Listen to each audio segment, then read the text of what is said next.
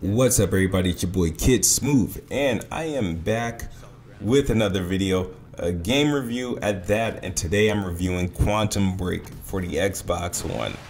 Yes, one of the games I've been waiting for is finally here. I finally played through it, and I completed it, and I beat it on the hardest difficulty. So proud of it. I'm just gonna jump right into it. How I feel about this game. I will start with some of the things I don't like about Quantum Break. Now, Quantum Break has a few things that do annoy me, like the fact that you can't blind fire, you can't hip fire. You can't hip fire in this game, which in some instances where, you know, it will be the ideal thing to do is just you are forced to aim down the sights in order to pull the trigger, which is, you know, kind of obsolete in video games nowadays. And then you have the weak cover system. The cover system is not the greatest, not greatly implemented, or the lack thereof of a cover system. But I guess due to the abilities that you get in the game, the best thing to do is to use the options you have, I guess, which is the stop time and the bullet shield and whatnot, to get you in and out of these combat scenarios. But as far as cover, it's only really good enough to reload and like move, you know, because you'll get shot right through it. That's really it for my complaints. And no, there was one other moment I had the game which was the early part of the game.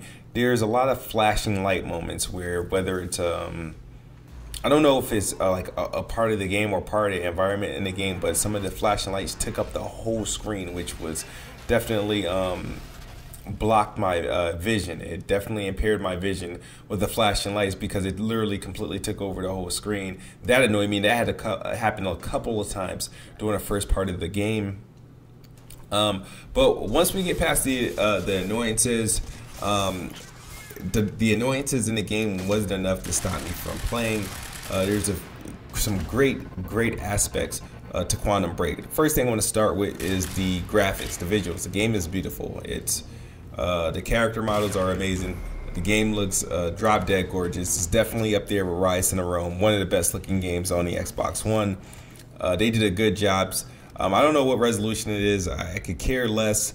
The game is running at like 30 frames per second, and it consistently maintains that 30 frames per second, even with all the action, the time manipulation, and the stuff going on with the screen is still able to hold a frame rate. I mean, it's not 60 frames, but it still manages to hold that 30 frames, which is pretty a good sign, you know, being that for on the Xbox One.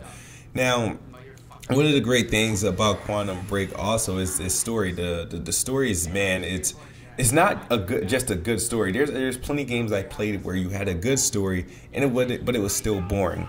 Quantum Break has a great story. It's entertaining, and it plays out like a series, a show, a movie. It just flows well. They picked the right characters. They did some great casting for the characters in this game, and it works well, and the story is easy to follow, it's easy to understand, and it's an interesting topic, you know, time travel. It's all about time traveling and going to the past and into the future, and hopefully changing the outcome that can save a lot of people. So definitely Quantum Break is one of those games that's going to have one of the better stories this time around. The gameplay is fun as well. Like I said, I told you about my gripes earlier.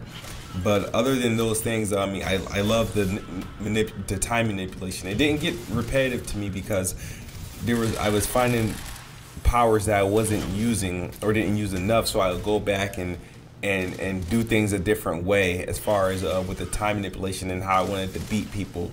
And this game also has an interesting boss fight, which is, you know, the game itself isn't too challenging, but the boss fight, you know, that's where they really pull at your jugular, and you're gonna have a whole lot of fun dealing on the final fight.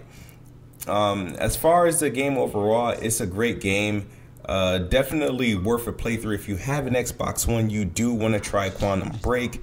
This game is a must buy, especially if it was like $45. $60 is still a good buy, but if you couldn't fork up to 60, if you can find it for 45, get it and get it ASAP. Quantum Break is a great game.